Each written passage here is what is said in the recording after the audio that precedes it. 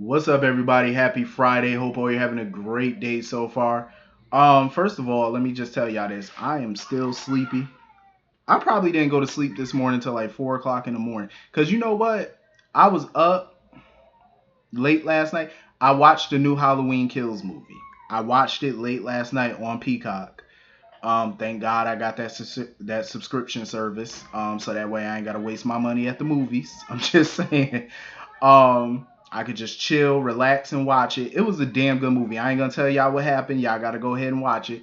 It was good. It was really good. I loved it. I loved every second of it. It was some parts of the movie I'm just, laughing and shit because I'm like, first of all, y'all doing too much with this hospital scene, but it was a good movie.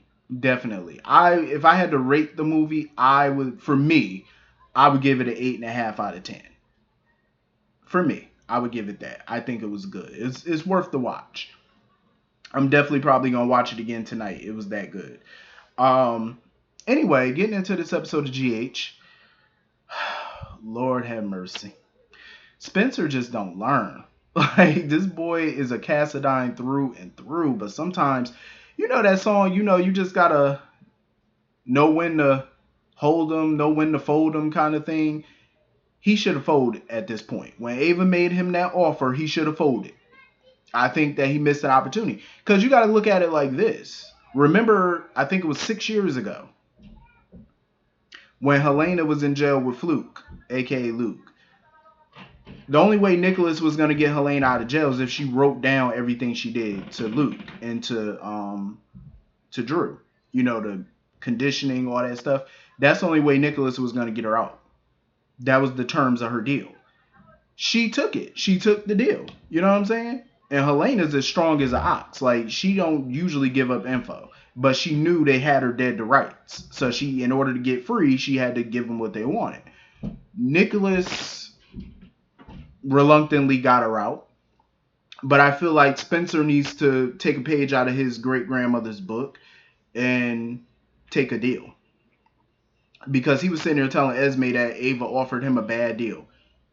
On the contrary, Ava offered him a fair deal. She didn't say that they had to get along. She simply said, I will talk to your dad. He will get you out of this mess if we can coexist. Like, basically saying we don't have to like each other, but at least be cordial. You know what I'm saying? Like, you don't come after me no more. I won't come after you kind of thing.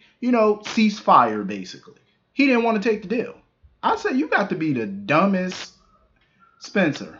I ain't even gonna really call him dumb because he is a smart, witty person. But in this particular case, he was dumb. I would have took that deal. A little fresh face like that going into that jail, boy, please, you'll be somebody jail hoe in a minute. You better take that deal. I'm just saying, pretty boy like that, you better take that deal. You ain't ready for the big house. They will toss your little ass around that cell.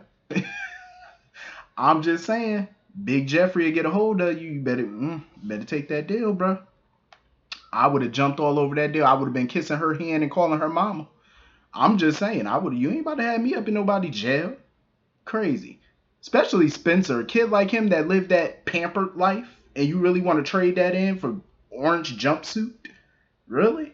And bed bugs, and that's what Ava told him. She was like, well, good luck with that. She said, enjoy the bed bugs, and I said, exactly.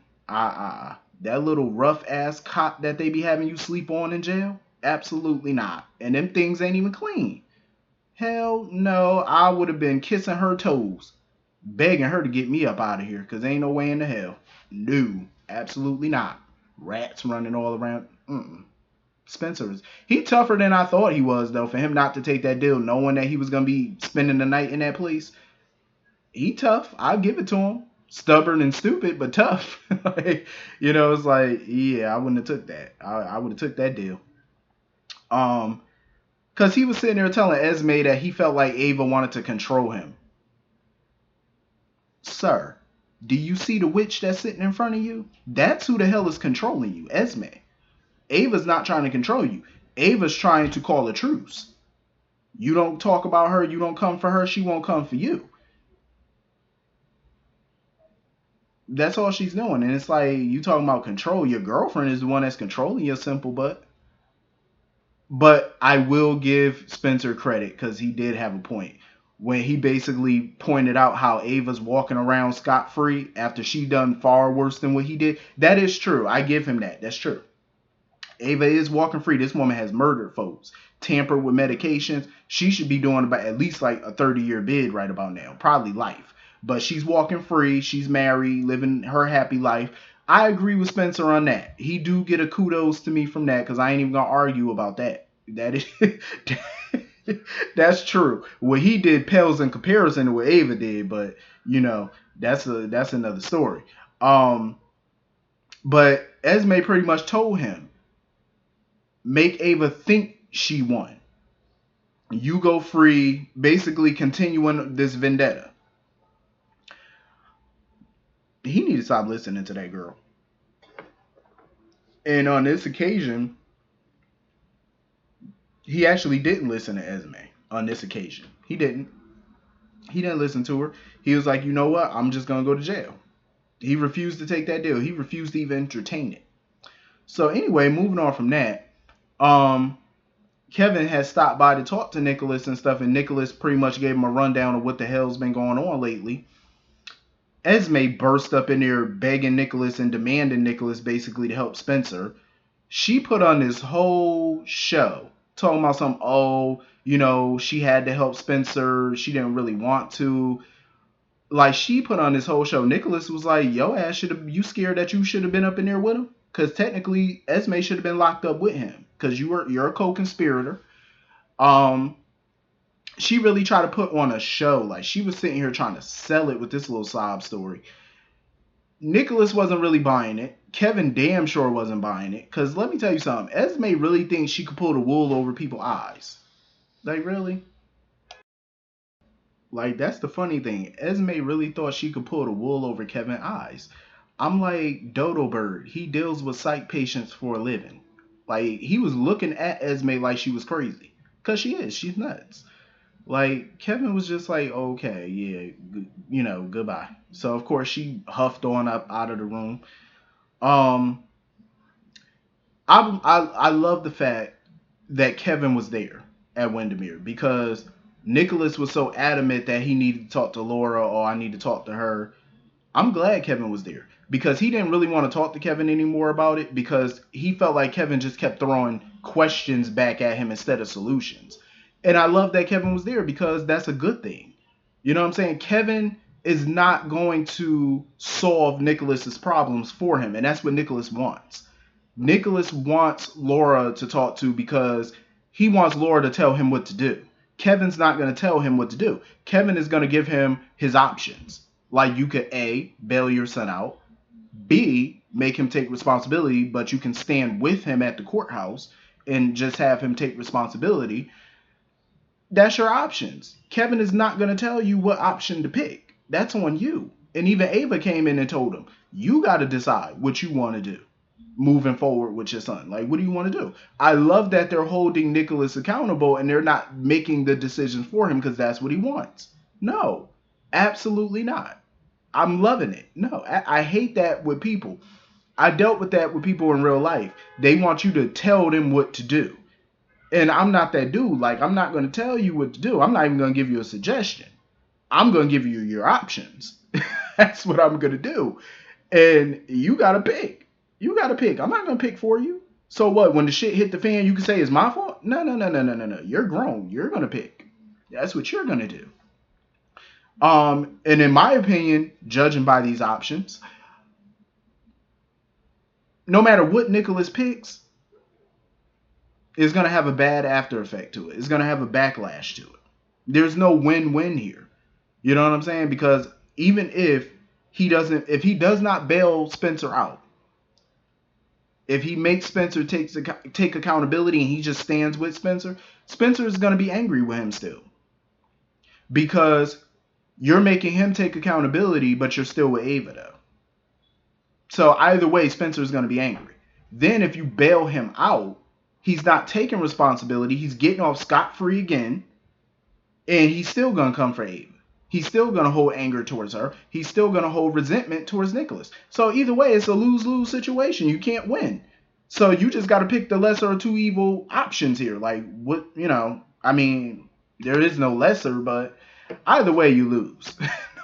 No, I mean, I can't sugarcoat it. No matter what Nicholas picks, you lose when it comes to Spencer. He's gonna lose, and as long as he has Esme chirping in his ear, you're gonna lose. Your son is still gonna go down that Cassadine rabbit hole that Nicholas is so afraid that he's gonna go down. You got to figure something else out. You got to, hey, create a new option, something. Keep trying to talk to him or reach out to him. Do something. But I don't know what's gonna work for them at this point. Honestly, I really just don't know. So anyway, moving on from that, I'm glad that Britt swallowed her pride and she called Jason. But at this point, I really don't see how they're going to be of any help to Liso at this point, because the other trio that's in Greece already have figured things out. So it's like, okay, so what is there for Jason and Britt to do? Like they're starting off from scratch, whereas the other parties have leaped and bound over the finish line at this point. Like they're practically there. You know what I'm saying? Like they now have crucial information. Jason and Britt are starting from the bottom. You know what I'm saying? So at this point, I'm just like, okay, well, y'all waited too long to insert them into this.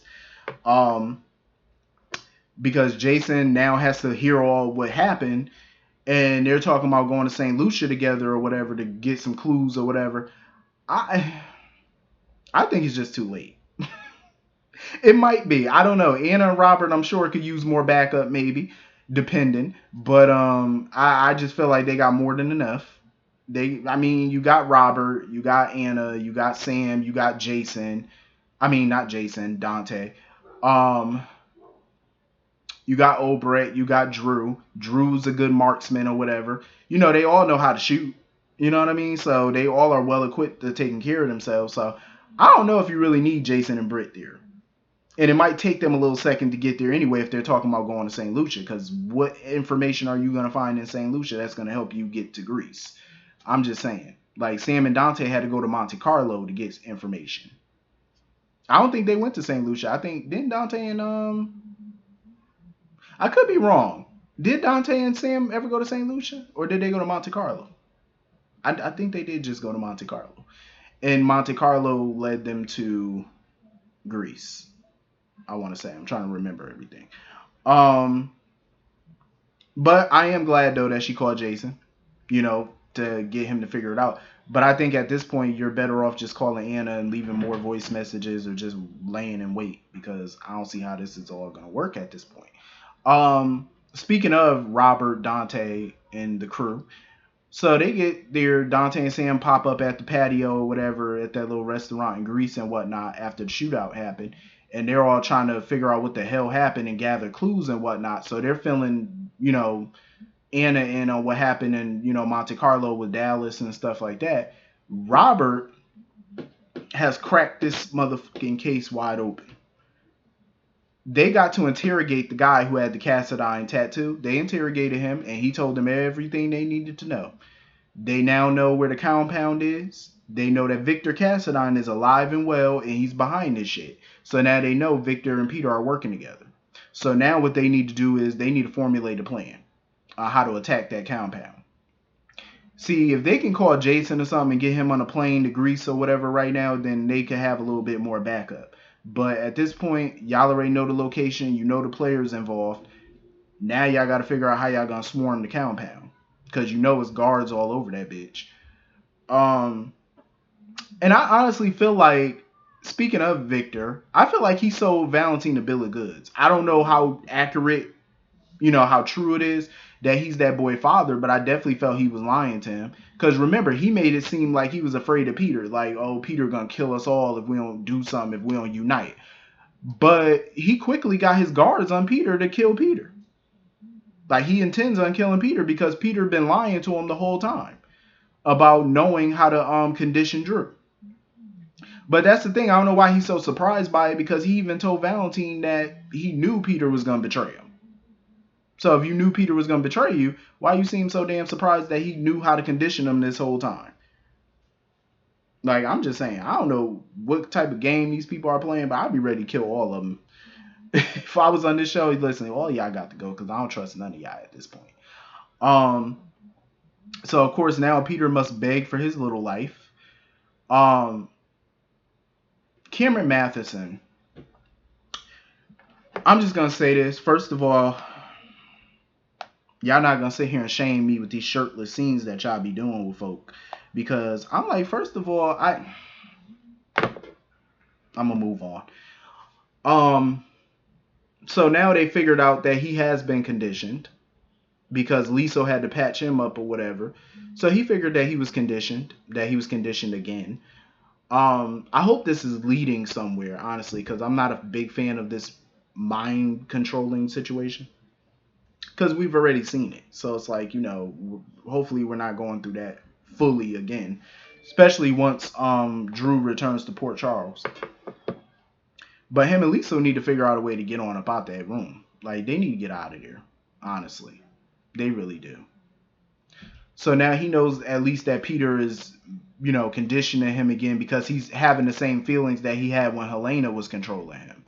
You know what I mean? Like, he would lose track of time and all he would remember is waking up somewhere or whatever, but he won't remember what he did and why he did it. You know what I'm saying? So he's having those same issues. So now it's all starting to make sense to him. Like, yeah, Peter's been fucking with your mind again. So anyway, moving on from that, Sonny and Carly have their chat. He already heard Jason's side of the story, so now he wants to hear Carly. Carly's side of the story was pretty much word for word Jason's. What struck out to me was she was basically saying that she fell in love with Jason at the time, and now that Sonny's back, things have changed. I don't like that, because you can't just fall in love with somebody and then turn around and say, oh, well, now that you're home, things have changed, we're just going to be friends now, and we fell out of love. How does that work? You fall in love Monday. You fall out of love Tuesday. How does that work? When you fall in love with somebody, you don't fall out of love that fast. I don't know if it was really love for Jason, like romance love. I don't know if he was just saying that to ease Carly at the time. I don't know. But, I'm not in their brain. I can't really tell. But for Carly, I could definitely tell she was in love with Jason. Oh, you can see that. Like, it all makes sense. Her running off all his women over the years and stuff. It makes sense. It makes total sense. But Sonny just can't get past it at this point. Like, he's having a hard time getting past her almost, clucking with his best friend. He just can't see a way past it. And Carly, of course, wanted to shift the blame to Nina. Sonny barely was looking Carly in her eye. And he basically told her, like, I don't care about that Nina shit. He was like, I don't care about that. That's a non-factor right now. He was like, I handled that. And she was like, okay, how you handle it? And he was like, well, I told her to stay away from our family. Carly said, Carly said, nope, that ain't good enough. Technically, it's not. I have to agree with Carly on that. That ain't good enough. Just telling her, giving her a stern warning, stay away from my family, that ain't good enough. Because for one, y'all all live in the same town. You're going to bump into the witch. I'm just saying. What's striking to me is that Sonny wanted answers from both Jason and Carly, but he's not very forthcoming with his feelings about Nina, though. Unless he's still trying to figure those feelings out. I don't know. But you don't even need to figure those out right now. You should just be telling Carly about what happened in Nixon Falls between you and Nina. And the fact that he's not telling Carly speaks volumes. Because how are you so demanding of information from them, but you don't want to be forthcoming? You know what I'm saying? So you already know it's kind of like mind fucking Carly at this point. It's gonna mind fuck her, because you're going to have her feeling some type of way the next few days because you're still upset about her and Jason, but you're not telling her about you and Nina and what happened or how you currently feel. You know what I'm saying? It's like it's some one-sided stuff going on. But what was funny to me was Carly was like, oh, how come Nina get to walk around and live her life and move on and stuff, but we can't? Carly, what's stopping you from living your life? There's nothing stopping you from moving on from this situation or living your life. Nothing at all. Just because Nina's moving on with her life or whatever doesn't mean she technically moved on. She thinks about Sonny every second of the damn day. You know what I mean? She's getting lashed out at by pretty much everybody who's connected to Sonny every time they see her. So I wouldn't technically say she's just living in a bed of roses right about now. Hey, I wouldn't say that. And I'm not even defending her. I'm just calling it the way I see it. But trust, this is not over between Sonny, Carly, and Jason. not over by a long shot. It's far from over. Like, all of this is gonna come up again because Sonny's definitely gonna have some issues with it or whatever. But I mean, at least he understands, like, it's not technically like they cheated or nothing, so he gets all of that. But it's just hard for him to envision his BFF and his wife clucking in his bed, nonetheless. Luckily, he got there when he did, and it didn't go down. Because I would have burnt that bed if I was Sonny. I'm just saying, I would have burnt that bitch to the ground if I was him. That bed would have been burnt and thrown out. It would have been ashes by the time I was finished. I'm just saying, you don't want another man's sweat all over your bed and your sheets and your comforter and things, even though you could wash that shit, but still, nope, you don't want that. So anyway, that was pretty much the whole episode. Hit the comment section, let me know what you guys thought, and I will see you all Monday. Hope you all have a great weekend. Hope you all have a great day. See you all later. Peace.